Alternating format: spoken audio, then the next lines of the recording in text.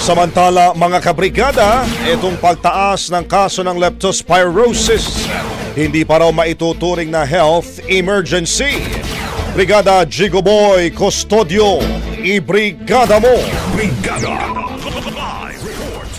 Hindi umano maituturing na health emergency ang kasalukuyang pagtaas ng kaso ng leptospirosis sa bansa. Ayon kay infectious disease expert Dr. Ron Ginsolante, karaniwan ng may 25 hanggang 28 na admission kada araw sa mga ospital. Nasa pikna ng surge sa mga kaso at unti-unti na itong bababa sa mga susunod na linggo. Sa tala ng Department of Health, pinakamaraming pasyente ay nasa East Avenue Medical Center. Sumunod dito ang San Lazaro Hospital na may 130 admission kung saan 15 na ang nasawi. Paalala ni Solante, huwag nang hintayin lumala pa ang kondisyon at magpatingin agad kapag may sintomas. Sinabi pa niya na maaari pa rin magkaroon ng leptospirosis kahit na hindi lumusong sa baha basta nagkaroon ng exposure ang katawan sa maruming tubig.